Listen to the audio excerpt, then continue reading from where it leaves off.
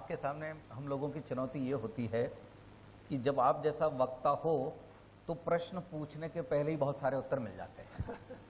तो खतरा रहता है कि मेरे प्रश्न का समय कब आएगा। और मेरे साथ शंकर जी भी हैं, तो कुछ समय मैं शंकर जी को देता हूं। बाद में आपने जो बात कही है उससे मेरे मन में 3 प्रश्न उमड़ रहे हैं। थोड़ा समय शंकर जी लें, वो मैंने नोट कर लिया, वो मैं तीनों प्रश्न आपसे बाद में पूछूंगा। जरूर, स्वागत। धन्यवाद। अगर महाराज जी आपकी अनुमति हो तो मैं कुछ राष्ट्रीय प्रश्न उठाना चाहता हूं, लेकिन उससे पहले चंद्र प्रकाश जी ने चूंकि मध्वाचार्य विद्यारण्य का नाम लिया, मैं समझता हूं कि पहले उस बात को पूरा कर देना चाहिए, क्योंकि हम जिन महापुरुष की नगरी में हैं, बाबा गोरखनाथ, वह स्वयं उसी परंपरा से हैं जिसमें मध्वाचार्य हैं। बल्कि कहना चाहिए कि पूरी जो भारतीय ज्ञान परंपरा है, सबसे पुरानी वेद उपनिषद से लेकर आज तक, उसमें शस्त्र और शास्त्र, बल और विद्या, और ये दोनों का समागम हमेशा रहा है। और जो बाबा गोरखनाथ स्वयं इसके उदाहरण थे, और बहुत शायद कम लोग जानते हैं, क्योंकि हमारी शिक्षा स्वतंत्रता के बाद दिनों दिन अपने ही इतिहास से वंचित होती गई। इसलिए हम लोग इस बात को नहीं जानते हैं, यहाँ तक कि हिंदू बच्चे इस बात को नहीं जानते हैं कि पूरी हिंदू धर्म परंपरा में उसमें एक नारद सनत कुमार संवाद मिलता है। उसमें कहा गया है कि एक लाठी वाला 20 विद्वानों को मार के भगा सकता है।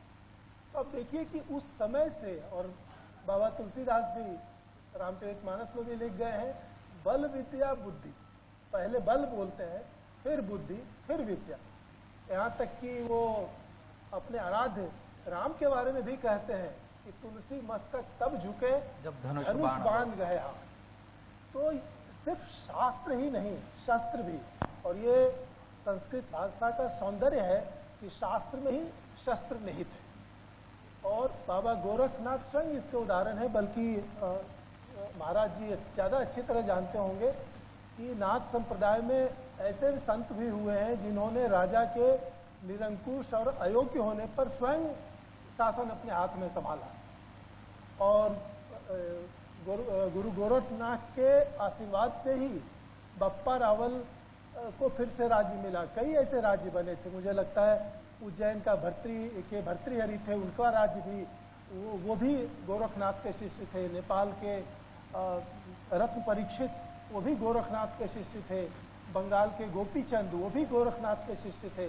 और बप्पा रावल तो इतने प्रतापी हुए कि जिन्होंने अरब आक्रमणकारियों को खदेड़ते हुए ईरान की सीमा तक पहुंचाया। तो ये एक बड़ी लंबी भारतीय परंपरा है जिसमें शस्त्र और शास्त्र, विद्या और बल, और उसमें गुरु गोरखनाथ का एक विशिष्ट स्थान है, जिसके इससे पहले रामदास, शिवाजी, फिर गुरु गोविंद सिंह, जिनको संत सिपाही कहा जाता था। तो मैं समझता हूँ कि महाराज जी उसी परंपरा को निभा रहे हैं। और जितना उन्होंने संक्षेप में और संकेतों में कहा कि जिस अवस्था में उन्होंने उत्तर प्रदेश का भार संभाला था, वो लगभग वही है जो नाथ संप्रदाय की परंपरा रही है। तो और मैं समझता हूँ कि इसको देश विदेश के जो सचेत आलोचक हैं, वो भी इस बात को समझते हैं कि महाराज जी, योगी आदित्यनाथ हिंदू परंपरा के तो नेता हैं, लेकिन एक विशिष्ट हिंदू परंपरा के नेता हैं। और उसमें वो स्मरण करते हैं, मैंने एक निबंध बहुत पहले पढ़ा था, जब तुरंत ये मुख्यमंत्री बने ही थे, वो उन्होंने इसको ट्रेस किया महंत दिग्विजय नाथ जी से, कि जिस समय नेहरू जी प्रधानमंत्री थे, उसी समय फरवरी 49 में उन्होंने यही राम जन्मभूमि को मुक्त कराने के लिए अपनी ओर से वह शुरुआत की थी। और उस आलोचक ने उनको, महाराज जी को ट्रेस करके वहाँ से लिया कि ये हिंदू परंपरा के प्रतिनिधि तो हैं, लेकिन एक विशिष्ट हिंदू परंपरा के प्रतिनिधि। तो चूंकि चंद्रप्रकाश जी ने वो बिंदु उठाया था, तो मुझे लगा कि चूंकि मैं शिक्षा से जुड़ा हुआ हूँ, तो मुझे मालूम है कि हमारी इतिहास शिक्षा कैसी हो गई है, ये बिंदु मुझे जोड़ना उपयुक्त लगा। मैं एक शब्द आप कहें तो और जोड़ दूं, इजाजत दे तो। शस्त्र शास्त्र, ये शब्द तो जानते हैं। और जैसे कि कौटिल्य अर्थशास्त्र का जो आखिरी से पहले का जो श्लोक है, वो ये कि जिसने शस्त्र, शास्त्र और नंद का उद्धार किया। नंद यानी क्या? दुष्टों का जिसने हनन किया, उसने अर्थशास्त्र की रचना की। तो ये 3 जिम्मेदारी हमारे राज्यकर्ताओं की रहती है कि शस्त्र का उद्धार करे, बल का, शास्त्र का, ज्ञान परंपरा का, और दुष्टों का जिसका आपने संकेत दिया। मुझे क्षमा करें आप। नहीं तो वो तो मैंने देखा है, ऐसा नहीं कि ये सिर्फ मुख्यमंत्री बनने से यह सब काम हुए हैं जो इन्होंने संकेत में बताया महाराज जी ने। मैंने देखा है कि मंदिर में जब ये सांसद थे, और कई बार सांसद रह चुके हैं, मैंने देखा है कि लोग दूर दूर से मैली कुचैली गठरी लेकर के आते थे। सुबह 5 बजे से दर्जनों लोग लाइन में लगाए हुए हैं। क्या, कहाँ आए हैं? तो महाराज जी से मिलना। छोटा छोटा काम, कोई नहीं सुन रहा है, वो आते थे और मैंने देखा है कि वो सुबह में 2-3 घंटे बैठ करके यथासंभव सबकी समस्या का समाधान करते थे। तो इन्होंने इसका इंतजार नहीं किया कि जब मुझे सत्ता मिलेगी तो मैं करूँगा।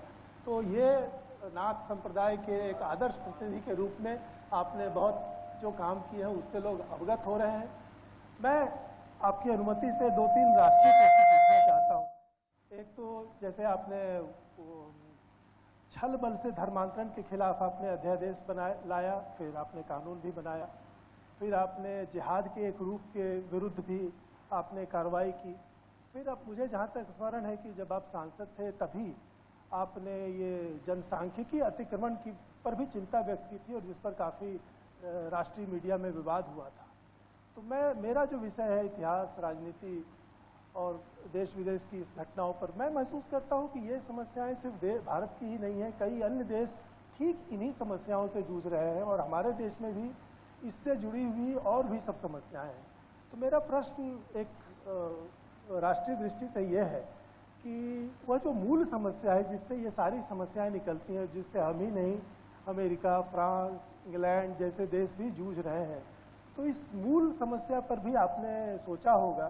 तो आप इसके बारे में देशवासियों को क्या आश्वस्त कर सकते हैं? क्योंकि मैं महसूस करता हूं, जो आपके आलोचक भी और मीडिया भी दिखाता है कि आप प्रांत के लिए आपने इतना काम किया, अंतिम आदमी तक को मदद की, लेकिन आपकी एक राष्ट्रीय छवि भी है, इसलिए लोग आपकी इन बातों पर आपका विचार सुनना चाहते हैं। देखिए, उत्तर प्रदेश में कानून का राज हो, ये हमारी प्राथमिकता रही है, और उससे जुड़े हुए जितने भी ऐसे मुद्दे हैं जो इस मार्ग में बाधक थे, उनका एक एक करके समाधान भी किया गया। मैंने कहा ना, एंटी रोमियो स्क्वाड से हमने प्रारंभ किया, आज मिशन शक्ति के फेज 3 के अभियान के साथ हम जुड़े हैं। उत्तर प्रदेश पुलिस बल में 1947 से 2017 के बीच इन 70 वर्षों में जितना महिला पुलिस कार्मिक थी, आज उनकी संख्या ठीक 3 गुनी हुई। लाभ क्या है? आज हम लोग हर ग्राम पंचायत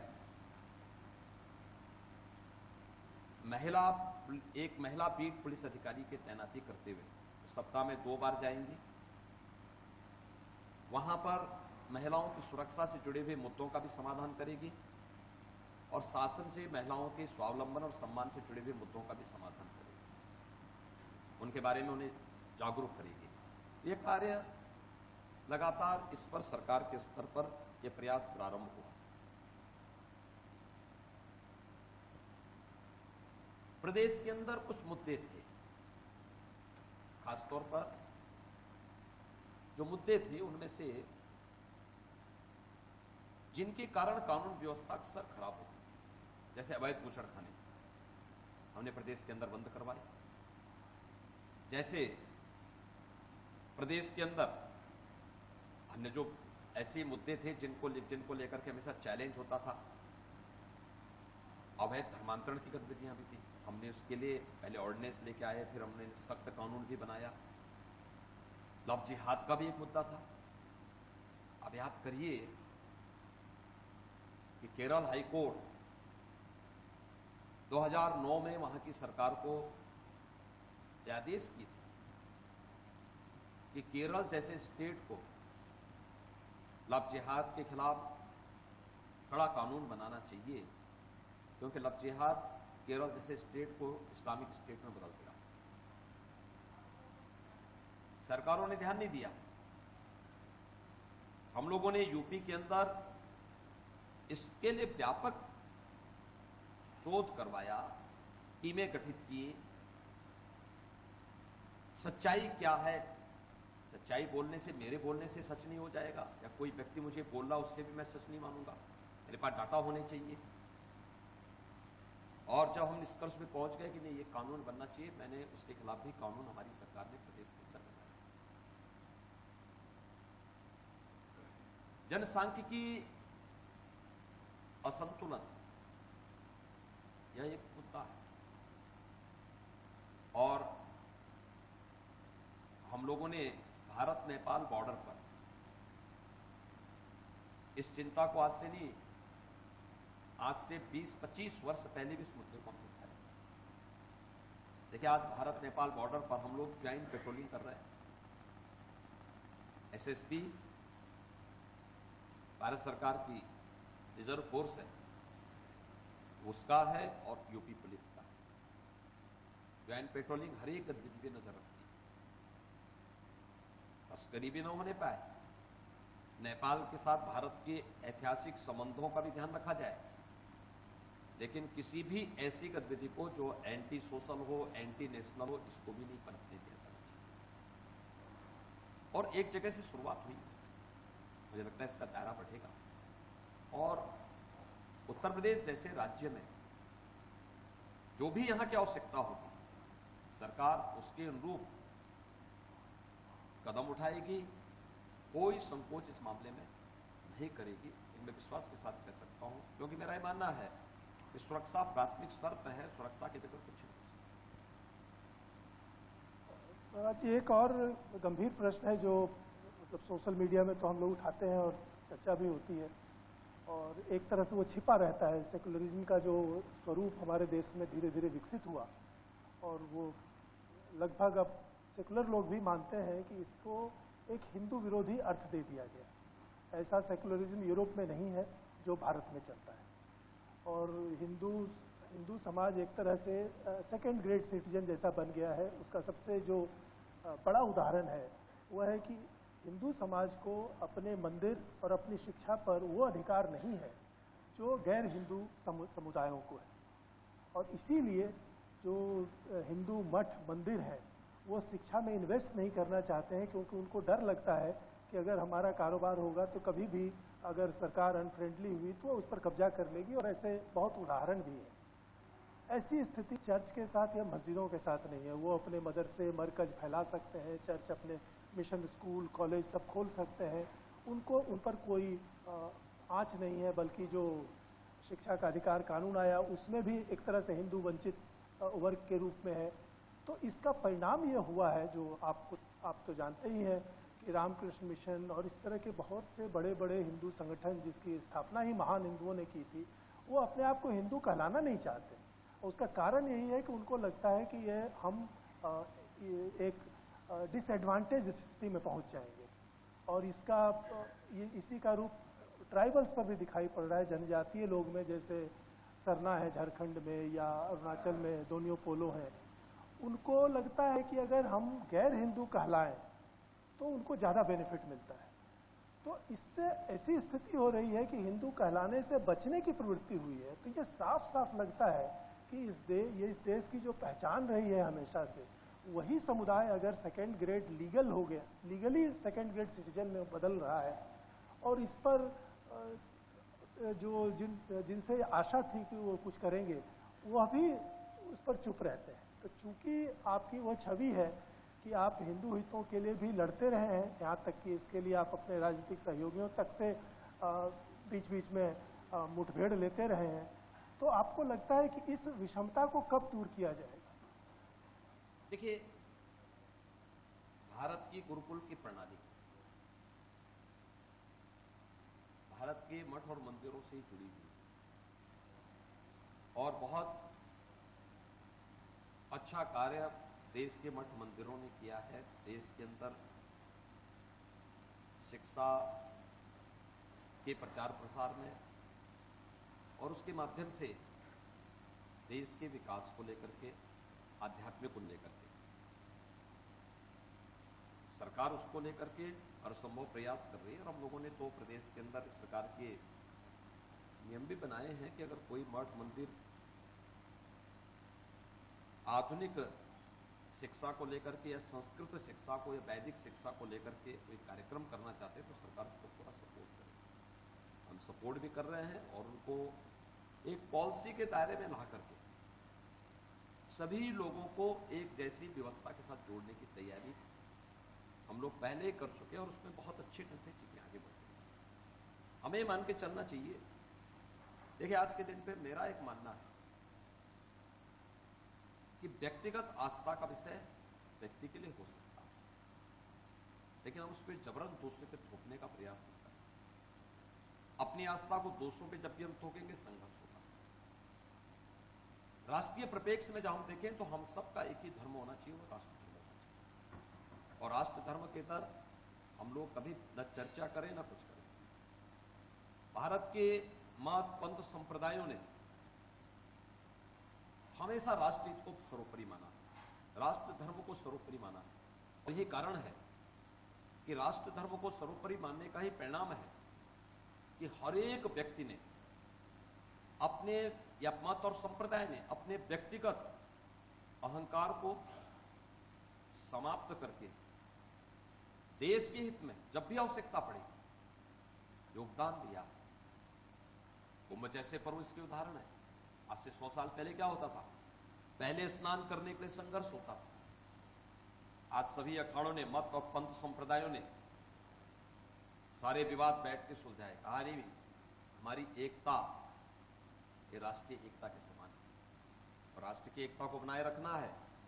मुझे लगता है अगर हिंदू मत पंथ संप्रदाय इसको मानते हैं तो सभी लोगों को इस बारे में मानना चाहिए कि नेशन फर्स्ट, राष्ट्र धर्म पहला है, उसके बाद फिर सभी मत पंथ संप्रदाय और मजहब हो सकते हैं।